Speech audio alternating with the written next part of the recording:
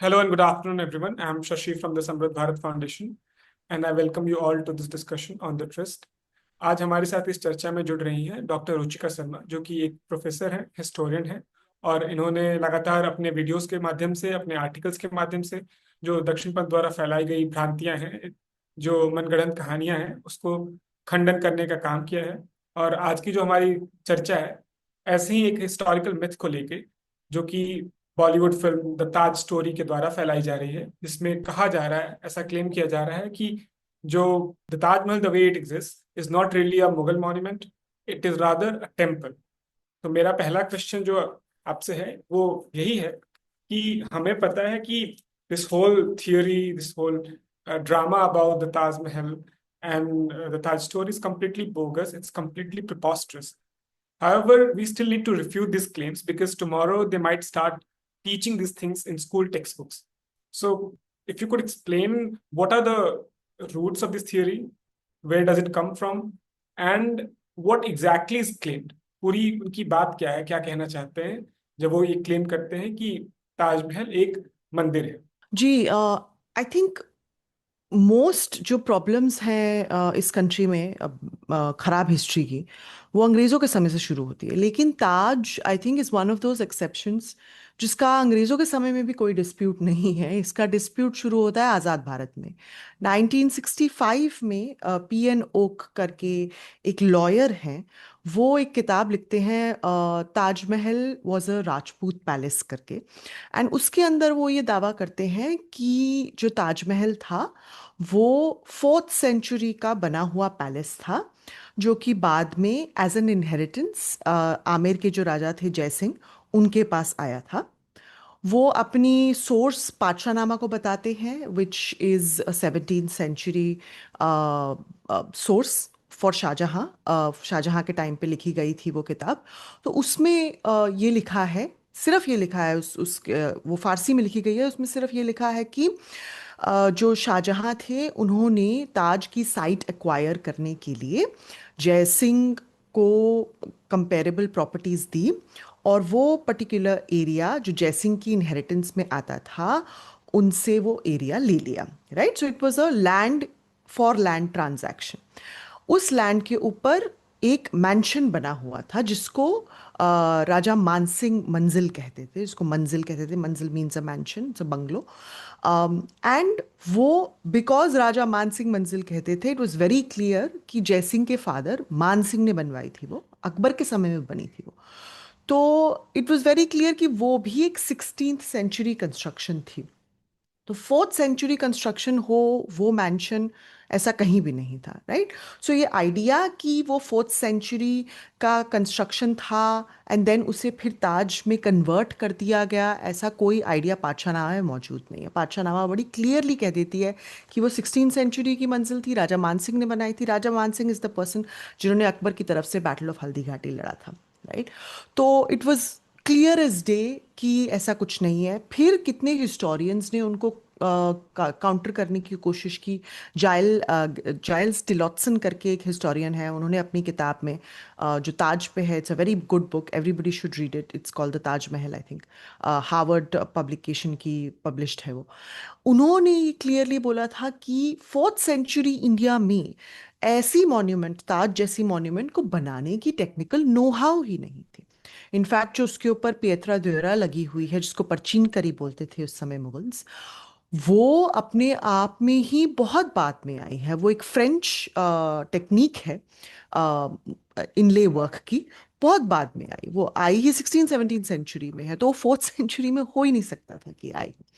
Right, so it's fantastic कि ये idea, जब पीएनओ को ये पता लगा कि उनकी थ्योरी को रबिश किया जा रहा है, तो वो 1989 में, आफ्टर 1965 1989 में एक नई किताब लेकर आए, ताजमहल द ट्रू स्टोरी करके ऐसे कुछ, जिसके अंदर उन्होंने ये एक दावा किया कि ताजमहल अब एक 4th सेंचुरी पैलेस नहीं था, एक 12th सेंचुरी मंदिर था, तेजो महाले करके, जो कि एक रूलर थे, और उनके जो मिनिस्टर थे सलेक्शन करके उन्होंने बनवाया था। राइट, एंड 1155 AD की डेट भी वो ले आए थे।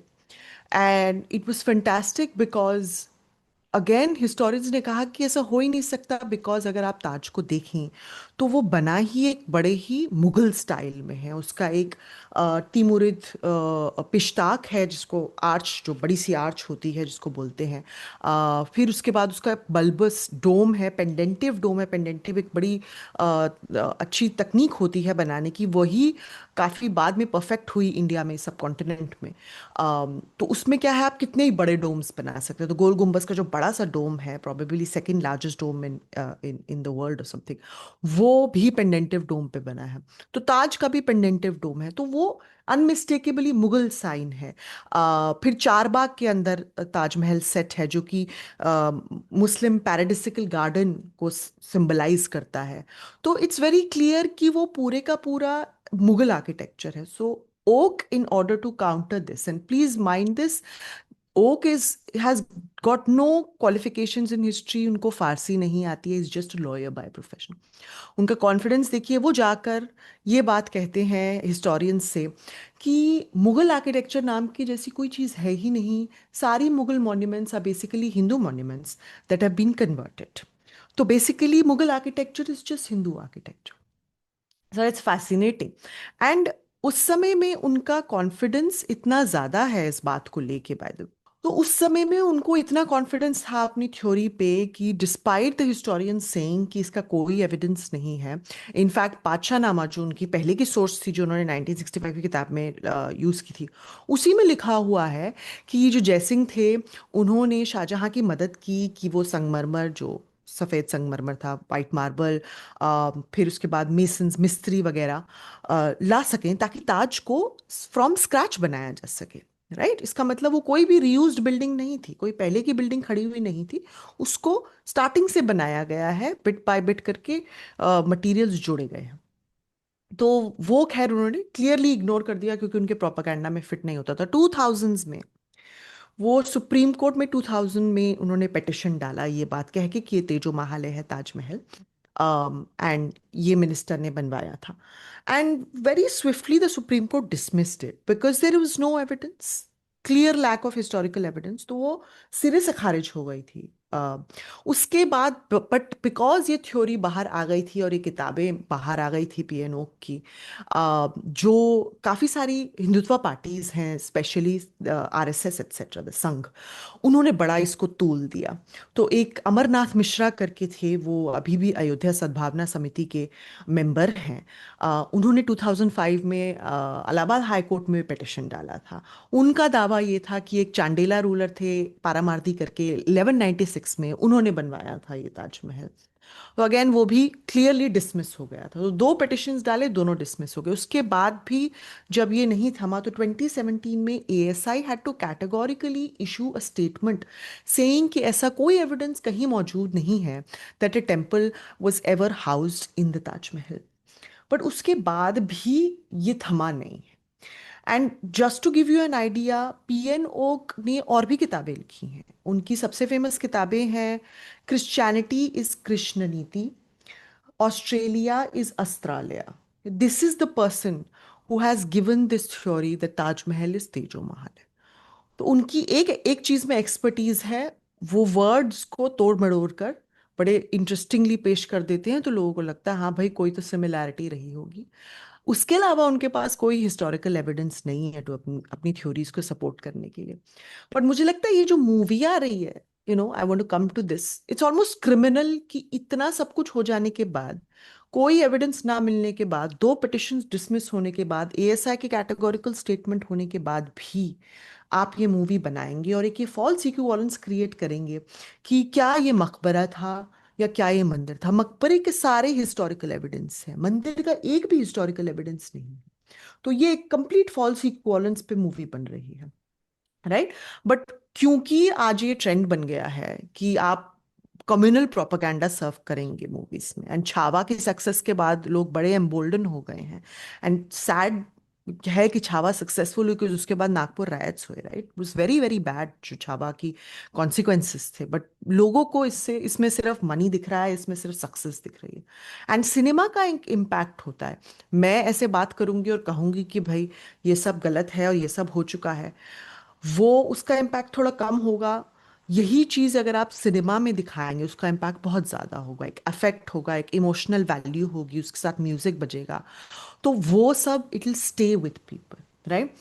मेरी होप सिर्फ ये है कि छावा को छोड़कर बाकी सारी ऐसी कितनी प्रोपेगेंडा मूवीज फ्लॉप हो चुकी हैं, तो अगर आप वो कश्मीर केरला फाइल्स को लें, कश्मीर फाइल्स को लें, ये सब बॉक्स ऑफिस पे तो काफ़ी फ्लॉप हो चुकी है। बिकॉज क्या है कि किसी भी मूवी में एक एक एक थ्रिल, एक क्लाइमैक्स, एक सस्पेंस होना थोड़ा ज़रूरी होता है। जब आपको पता ही है मूवी किस बारे में है, जब अब आपको पूरी कहानी पता ही है, आपको ऑलरेडी व्हाट्सएप मैसेज वो आ चुका है, तो आप मूवी में क्यों देखने जाओगे, राइट।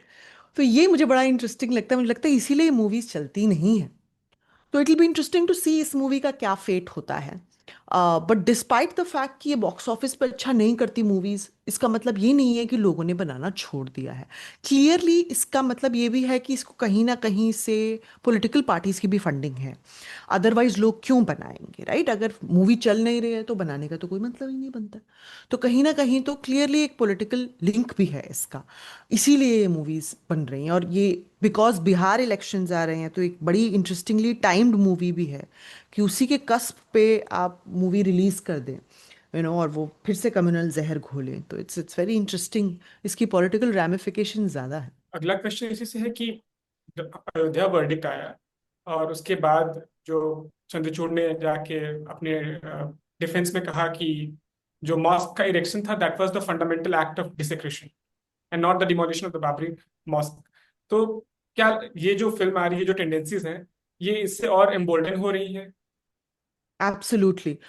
सबसे पहले तो जो पूर्व चीफ जस्टिस चंद्रचूड़ जी की स्टेटमेंट थी, वो अपने आप में ही सुप्रीम कोर्ट के जो जजमेंट है उसके अगेंस्ट जाती है। बिकॉज सुप्रीम कोर्ट की जजमेंट के पेज 906 907 में बाकायदा ये लिखा है कि ऐसा कोई भी हमें एविडेंस नहीं मिला है जिससे प्रूव होता हो कि जो भी स्ट्रक्चर है बाबरी मस्जिद के नीचे, उसको डिस्ट्रॉय किया गया हो बाबरी मस्जिद बनाने के लिए। डिस्ट्रक्शन कोर्ट में प्रूव नहीं हुई, डिस्ट्रक्शन एएसआई रिपोर्ट से प्रूव नहीं हुई, ये बड़ा क्लियरली लिखा हुआ है। तो सबसे पहले तो जो चंद्रचूड़ जी ने कहा कि ये जो है फंडामेंटल एक्ट ऑफ डेसिक्रेशन है, मॉस्क की इरेक्शन है, वो बिल्कुल गलत है। सुप्रीम कोर्ट के फैसले से और एएसआई की रिपोर्ट से, दोनों दोनों से बिल्कुल गलत स्टेटमेंट है। बट ये स्टेटमेंट अपने आप में देना थोड़ा इंसिडियस भी है, बिकॉज ये कोई छोटा केस नहीं है। Babri Masjid is a very communal case. We saw the consequences of Babri मस्जिद।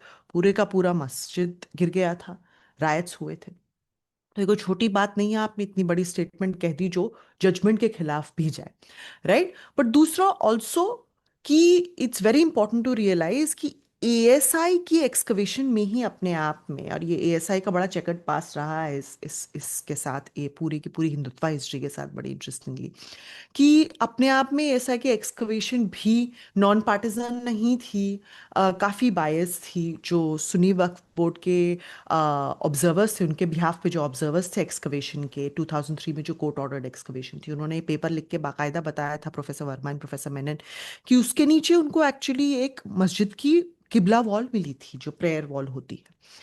तो उसके नीचे मोस्ट प्रोबेबली एक 13th सेंचुरी का मस्जिद था, बाबरी मस्जिद के नीचे। बट पिलर्स क्रिएट किए गए, जीपीआर सर्वे से प्रूव हो जाता है बाय द वे, जो पिलर्स उनको नीचे बाद में मिले कोट एंड कोट, वो जीपीआर सर्वे में नहीं आइडेंटिफाई हुए थे। तो इट्स फैसिनेटिंग कि जीपीआर सर्वे में नहीं आइडेंटिफाई हो रहे हैं, लेकिन जब आप एक्सकवेट कर रहे हैं वो सडनली आ गए हैं वो पिलर बेसिस, राइट। तो वो क्लियरली पिलर बेसिस ऐसे ऐसे करके उन्होंने क्रिएट किए हैं। बड़ा आसान होता है, कैसे होता है उनका पेपर पढ़िए आपने, उन्होंने, और उन्होंने 14 कंप्लेंट्स बाकायदा डाली थी बाय द वे।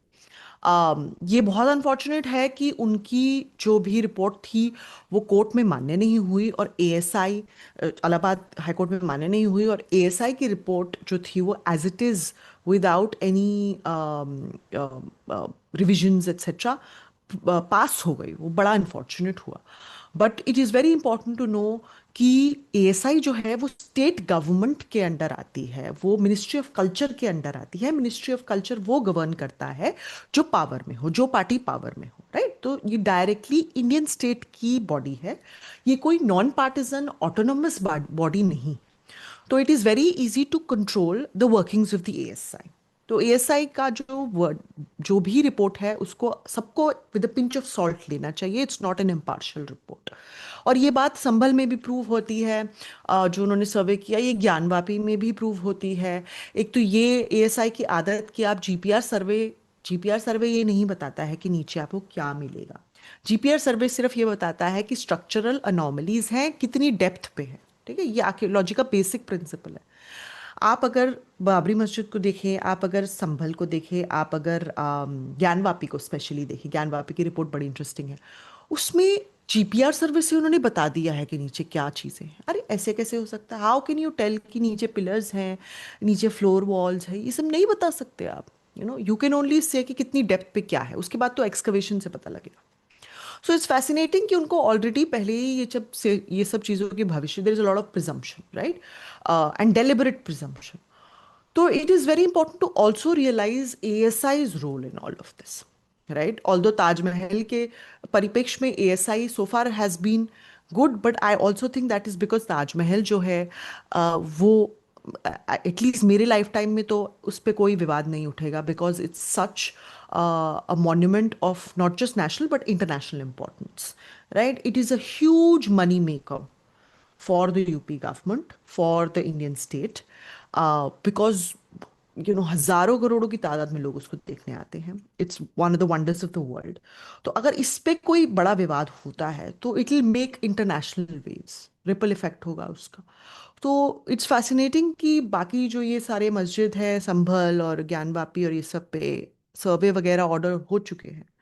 ताजमहल पे आई डोंट थिंक वो भी ऑर्डर होगा, because it's such a monument of high importance, right? तो इसीलिए ताजमहल आई थिंक थोड़ा एक्सेप्शनल है, बट अदरवाइज एएसआई का रोल इस सब में बड़ा ही इंसीडियस है, बड़ा ही बायस्ड है, एंड बहुत ही सैड है कि एएसआई एक नॉन पार्टिजन पार्टी नहीं है इस सब थैंक यू मैम। में। से एक जुड़ा क्वेश्चन था कि मैंने कुछ समय पहले सुनील कुमार की किताब पढ़ी थी, तो उसमें एक आर्ग्यूमेंट था कि like not with standing the religious denomination of the ruler, this destruction of the places of worship, it was quite common. It was a part of generic pre-modern political activity. So even if हम ये historical evidence क्या है नहीं है, ये एक अलग चर्चा का विषय हो सकता है, लेकिन ये कहना कि हम उसको आज तोड़ के ठीक करेंगे, ये कितना प्रॉब्लमेटिक है, क्या है? आप जिस जो चंद्रचूड़ का बयान है। तो professor Sunil Kumar is completely right about this. जो टेम्पल डिस्ट्रक्शन है या जो प्लेसेस ऑफ वर्शिप डिस्ट्रक्शन है, चाहे वो फिर स्तूप हों, चाहे वो फिर मंदिर हों, चाहे वो फिर जैन बसड़ी हों, काफ़ी समय से होता रहा है। As early as 7th century के हमारे पास एग्जाम्पल्स हैं of Jain cave temples being converted into Shaiva temples by this ruler called Arikesari Maravarman. उसके बाद कश्मीर की जो काल्हान की राजतरंगिनी है, उसमें कम से कम भी 7 से 8 ऐसे एग्जाम्पल्स हैं of different rulers from 9th century all the way up till 11th century, जिन्होंने ना सिर्फ मंदिर तोड़े बल्कि मंदिर को लूटा। शंकर वर्मन ने 64 मंदिर लूटे। हर्ष जो हैं उन्होंने सारे मंदिरों को तोड़ दिया कश्मीर के एक्सेप्ट फॉर 2। देन उसके बाद मूर्तियों के साथ उन्होंने बड़ा खराब बदसलूकी की। उन्होंने टेम्पल डिस्ट्रक्शन को इंस्टीट्यूशनलाइज किया। एक ऑफिसर नियुक्त किया देवोत्पात नायक का, जो उदयराज नाम के शख्स को मिला था, जिसका काम ही ये होता था कि वो जा जा के मंदिर की मूर्तियां तोड़ेगा तो उसको पैसा मिलेगा। सो इट्स फैसिनेटिंग कि ये सब हुआ। देन उसके बाद कलशा नाम के हैं, उन्होंने सूर्य की मूर्ति तोड़ दी थी।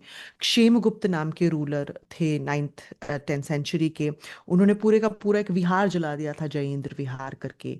उसके अंदर बुद्ध की मूर्ति को तोड़ के फिर उन्होंने अपनी शिव मंदिर की नींव में लगाया था उसको। क्षेम गौरीश्वर करके वो शिव मंदिर था। बल्कि उसके जो रिमेन्स थे वो अलेक्जेंडर कनिंघम को मिले भी थे जब उन्होंने कश्मीर का अपना सर्वे किया था, क्षेम गौरीश्वर टेम्पल का, उसके बारे में लिखते हैं। तो इट इज फैसिनेटिंग कि ये सब काफी समय से होता आ रहा है। फिर 12th से 13th century में जूलिया हेजीवॉल्ड ने बड़ी अच्छी रिसर्च की है, कैसे कर्नाटका में जब वीरशैवाइट मूवमेंट आई थी तो कितनी जैन श्राइन्स को कम्प्लीटली कन्वर्ट कर दिया गया था इनटू वीरशैवा मॉन्यूमेंट्स, जहाँ पे जिना पार्श्वनाथ की मूर्ति को तोड़कर उसकी जगह आप शिवलिंग इंस्टॉल कर देंगे और बाहर में नंदी लगा देंगे। तो ऐसे बड़े सारे टेम्पल हैं, दोदप्पा टेम्पल है, मेगुदी टेम्पल है, ऐसे बड़े सारे करके टेम्पल्स कर्नाटका में उस समय ऐसा हुआ है, पूरी मूवमेंट थी। तो टेम्पल डिस्ट्रक्शन से पहले चोलाज ने जाके राजेंद्र चोला ने जाके पूरे के पूरे शैव मंदिर डिस्ट्रॉय किए, सॉरी पूरे के पूरे जैन मंदिर डिस्ट्रॉय किए, राइट। पुलिकरा नगरा करके एक शहर था चालुक्य टेरिटरी में, उस उसमें। तो ऐसे बड़े एग्जाम्पल्स रहे हैं टेम्पल डिस्ट्रक्शन का, और हर एक एग्जाम्पल को आप दूसरे एग्जाम्पल से कंपेयर करके नहीं देख सकते, बिकॉज हर एक एग्जाम्पल का रीजन अलग है, राइट। तो अगर मैं कहूँ शंकर वर्मन ने मंदिर 64 लूटे, तो क्यों? Financial reasons, right. हर्ष ने पूरे के पूरे ऐसे मंदिर तोड़ दिए, he started off by looting, पहले उनके फाइनेंशियल रीजंस थे, and then it was just complete you know debauchery. वो वैसे भी अदरवाइज बड़े डिबॉच रूलर थे, राइट। तो ऐसे बड़े सारे रीजंस हैं। अब सिमिलरली ये वीर शैवाइट जो लोग थे, उन्होंने क्यों जैन श्राइन्स चेंज किए? Because there is a clear idea कि one religion has conquered another religion. Chola जब टेरिटरी में जाते हैं, चालुक्य टेरिटरी में, तो नीलकंठ शास्त्री कहते हैं that Rajendra Chola broke Jain temples because he was a शैव। तो बड़े सारे डिफरेंट डिफरेंट, हर एक एग्जाम्पल के एक अलग रीजन है। पहले तो ये बड़ा इंपॉर्टेंट है कि हर एक को ये मान लेना कि सारे जो मंदिर टूटे हैं या स्तूप टूटे हैं वो सिर्फ रिलीजियस रीजन से टूटे हैं, ये बहुत ही गलत बात है, राइट। ये हिस्ट्री की आप सिंप्लीफिकेशन कर रहे हैं, क्योंकि हर एग्जाम्पल में कॉम्प्लेक्सिटी है, एक अलग रीजन निकल के आता है, एक बड़ा एक इंटरेस्टिंग रीजन निकल के आता है। Similarly for the same reason, जब मुस्लिम रूलर्स यहाँ पर आए, आप देखिए दिल्ली सल्तनत के पहले 100 साल में ही अ, अ, ऐसे मस्जिद बने थे जो मंदिर के अवशेषों से बने थे, उसके बाद बिल्कुल खत्म हो गए। तो सबसे पहला रीजन ये भी है कि जब शुरू में दिल्ली सुल्तानों ने अपना वर्चस्व कायम करना शुरू किया, तो उस समय उनके पास इतनी फाइनेंशियल रिसोर्सेज नहीं थे। तो reuse is also financial thing, कि जो आपके पास मटेरियल है आप उसी को यूज करके मस्जिद बना लें, क्योंकि आपको एक तो जल्दी मस्जिद बनाना है, जितनी जल्दी मस्जिद बनेगा उतनी जल्दी आपके नाम का खुतबा पढ़ा जाएगा, अगर आप रूलर हैं उतनी जल्दी आपकी सॉवरेंटी मानी जाएगी इस्लामिक लॉ के तहत। तो ये सब करना बड़ा ज़रूरी था, और जल्दी करना ज़रूरी था, और पैसे से थोड़ा पैसे बचाना भी ज़रूरी था। उसके बाद तो आप देखेंगे masjid have been made from scratch. और अगर आप इन इन सब मस्जिदों का स्टेटस देखेंगे जो मंदिर के अवशेषों से बने थे, ये आइडिया कि उन्होंने बड़े सारे मंदिर तोड़े कहीं झलकता ही नहीं है। कुतुब मॉस्क को देखिए आप, वो गिरने वाला है, क्योंकि वो क्लियरली बड़ी पुअरली कंस्ट्रक्टेड मॉन्यूमेंट है, क्योंकि वो पुराने अवशेषों से बनी है। उस समय तो ढंग का डोम भी नहीं बनाना आता था, बिकॉज यहाँ पर जो भी लोग थे उन्होंने तो कभी डोम आर्च आर्किटेक्चर सीखा नहीं था, जो लोकल बिल्डर्स थे। तो एक वो भी बहुत बड़ा कॉन्स्ट्रेंट था कि आप लोकल बिल्डर्स को कैसे एम्प्लॉय करेंगे और उनको कैसे सिखाएंगे। तो जो डोम, ट्रू डोम की जो टेक्नोलॉजी है, वो अलाउद्दीन खिलजी के टाइम पे आती है दिल्ली सल्तनत में, जब वो अलाई दरवाज़ा बनाते हैं कुतुब मॉस्क के लिए, राइट। तो तब सबसे पहले ट्रू डोम आया था, जो स्क्विंच डोम होता है। तो वो जाके आया है ऑलमोस्ट 13th सेंचुरी में, राइट, लेट 13th सेंचुरी में, अर्ली 14th सेंचुरी में। तो ये बहुत इंपॉर्टेंट है ये देखना कि ये कब हो रहा है, क्यों हो रहा है। सिर्फ ये कह देना कि ये सिर्फ आइकॉनोक्लाज्म है, ये गलत है। ऐसा नहीं है कि आइकॉनोक्लाज्म नहीं है, ये भी बहुत इंपॉर्टेंट है। Of course there was some amount of iconoclasm, but सिर्फ iconoclasm can not be the reason, there are many other reasons for why this happened. ठीक है। और ये जो डिस्कशंस लेकिन आज हो रही हैं, उसमें वो ये कम्प्लेक्सिटी मौजूद नहीं है, उसमें बहुत ओवर सिंप्लीफिकेशन है, राइट। और उसमें सिर्फ एक ही रिलीजन, सिर्फ मुस्लिम्स ही मंदिर तोड़ रहे हैं। यही बात आप एनसीईआरटी किताबों में पढ़ा रहे हैं, यही बात आप टीवी में पॉपुलराइज कर रहे हैं, यही बात मीडिया चैनल्स दिखा रहे हैं। ये सब बिल्कुल गलत है, बिकॉज ये has this has happened across kingdoms, this has happened across religions. तो ये बिल्कुल ही कम्युनल एजेंडा है ये कहना कि सिर्फ Muslim rulers have been the only ones who have done this, many people have done this, right. And दूसरा, ये जो आइडिया हम लेकर आते हैं कि अगर कोई मस्जिद के नीचे कोई भी स्ट्रक्चर हो तो उसका erection he fundamental act of desecration है। ज़रूरी नहीं है, उसके नीचे एक मस्जिद भी हो सकता है, बट बिसाइड्स दैट उसके नीचे कुछ भी हो सकता है, राइट। ये आइडिया कि अगर आपने एक मंदिर बना दिया, अब उसके नीचे कितनी चीज़ें हो सकती हैं, इसका मतलब ये थोड़ी है कि उसकी erection it self is a fundamental act of desecration, right. तो ये तो fact of history and archaeology है कि कितने लोगों के घरों के नीचे भी आज कितनी चीज़ें दबी होंगी। इसका मतलब ये थोड़ी है उनके घर is a fundamental act of desecration. तो ये बड़ा ही एक अपने आप में टोटोलॉजी सी हो जाती है। इसका क्या ही मतलब है मुझे समझ नहीं आता है। But also last equally important point ये है कि ये जो आइडिया है कि ये सारी जो मॉन्यूमेंट्स बन रही हैं उस समय में हिस्ट्री में, ये एक डेसिक्रेशन के तहत ही बन रही हैं, या desecration is important to all the mosques that have been built, ये भी ओवर सिंप्लीफिकेशन है। Right? There were so many mosques that have got nothing to do with desecration at all. Fresh material से बने हैं। वो मोहम्मद वाली मस्जिद है दिल्ली में जो अलाउद्दीन खलजी ने बनाई थी। जामा मस्जिद है जो दिल्ली का बना है, स्क्रैच से बना है। सो ऐसा कुछ नहीं है। ये सब again over simplification and communalisation of history की वजह से है। And that I think is really sad. अब यही क्वेश्चन था मेरा कि अयोध्या और बाकी जगह जो केसेस हैं जो कंटेस्टेड है, वहां पे खैर एक डिबेट का जो थोड़ा स्कोप भी था कि लोग people were arguing about it, but the claim here is so outlandish that even people who are sort of otherwise given to say sung proclivities, even they will find it very difficult to digest. Something like this can be seriously made. तो हम मतलब कि यहाँ तक कैसे पहुंच गए कि इतना इस तरह का क्लेम, और कब खत्म होगा, मतलब is this ever going to stop? ये कि आप जितने मॉस्क हैं उसको आप ब्रांड कर दें टेम्पल के रूप में, जो भी चीजें हैं, तो ये इसके और हम what can we do sort of combat this trend? Right. सबसे पहले ये कहाँ कब से शुरू हुआ? ये बाबरी मस्जिद के समय से शुरू हुआ। बाबरी मस्जिद की जो वर्डिक्ट थी, वो वर्डिक्ट ने कहीं ना कहीं एक स्पेस क्रिएट कर दिया। एंड एक ये कहीं ना कहीं इस बात को तूल दे दी कि it is okay to change the status, or it is okay to you know change history as per the politics of today. And वो आई थिंक जो मैसेज गया है वो काफ़ी सैड है। यस, द कोर्ट सेड कि जो demolition था बाबरी मस्जिद का इलीगल था, but there was hardly any punishment for it. इतने सारे लोगों ने मिलके किया था।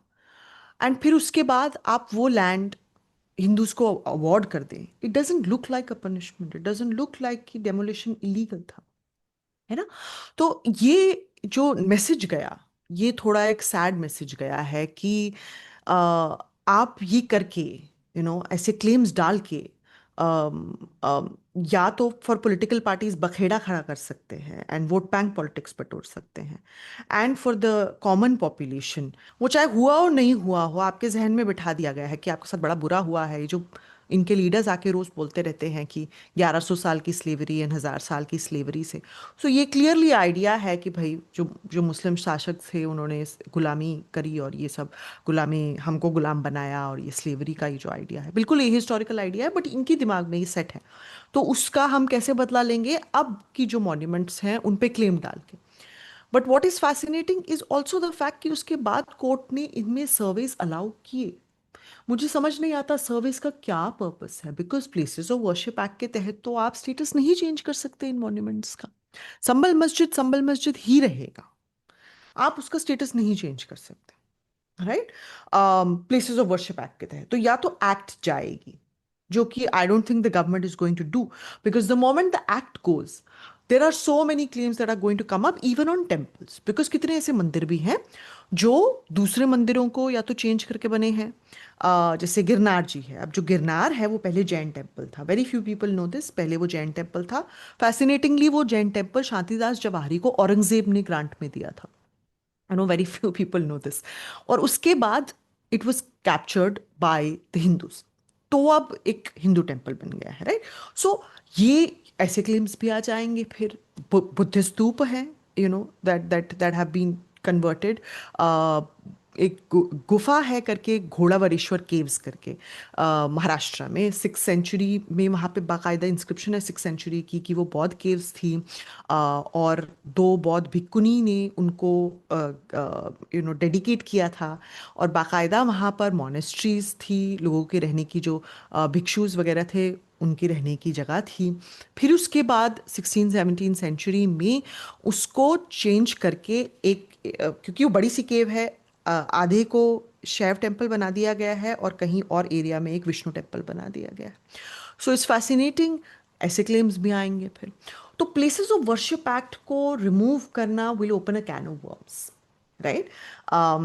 तो मुझे लगता है कि जो पॉलिटिकल कंसर्न है वो ये नहीं है कि संभल मस्जिद बिल्कुल संभल मंदिर बने, क्योंकि संभल मंदिर मान लो बन जाएगा तो फिर विवाद नहीं रहेगा, विवाद खत्म हो जाएगा। विवाद रहेगा तो ही तो वोट मांग पाएंगे कि भाई हमारी सरकार आएगी तो आपको मंदिर मिल जाएगा, या ये तो ये मुझे लगता है कि ये विवाद क्रिएट करने के लिए है। And it's kind of sad that the court is in the middle of all this, allowing for these surveys to exist, because इस सर्वे का कोई औचित्य नहीं। it does not do anything to the status of the monument. It only creates violence. संभल में इसके वजह से violence हो चुका है। It only creates communalism, and it only helps the parties who benefit from such communalism. और कोई change नहीं है। Same for Shahi Idgah, same for Gyanvapi, इन सब के स्टेटस नहीं चेंज होंगे टेक्निकली स्पीकिंग, राइट।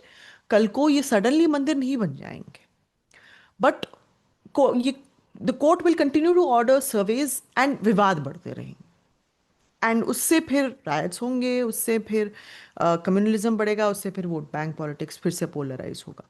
तो I think this is how this is going to go, and this is why this is very sad, right. Because clearly court says कि ये एक academic purpose से हो रहा है। Very clear that the ASI has no academic purpose, going and doing survey in the Sambal Mosque. Let's be honest. अरे भाई, ASI के पास साइट्स की कमी नहीं है इस कंट्री में। ये कंट्री ऐसी कंट्री है कि हर 5 किलोमीटर में, हर 6 किलोमीटर में आपको एक ऐसी साइट ज़रूर मिल जाएगी जो आर्कियोलॉजिकली अगर आप उसको खोदेंगे तो उसमें से कुछ ऐसा निकलेगा जो जो हमारी इंडियन हिस्ट्री के पर्सपेक्टिव को काफ़ी चेंज कर सकता है। We could learn so much new things about it. But हम क्या कर रहे हैं, हम एएसआई को किस चीज़ में, कि जो एग्जिस्टिंग मॉन्यूमेंट्स हैं उसके बेतों की सर्वे कीजिए आप। So it makes no sense कि एएसआई जिसके पास एक लिमिटेड रिसोर्स है वो ये सब में खर्च करे, rather than finding new sites and finding new things about Indian history. तो मुझे लगता है ये this is clearly happening for vote bank politics. Places of worship act का एक लूप होल निकाल के कोर्ट को यूज करके ये कम्युनलिज्म फैलाया जा रहा है। Thank you so much ma'am. हमारी जो डिस्कशन है यही तक थी। और ये बात एक्सप्लेन करने के लिए कि how all of this is being done just to keep the religious pot boiling, because this is politically expedient for them. So thank you so much for joining us, and it was a really very enriching discussion. Thank you so much.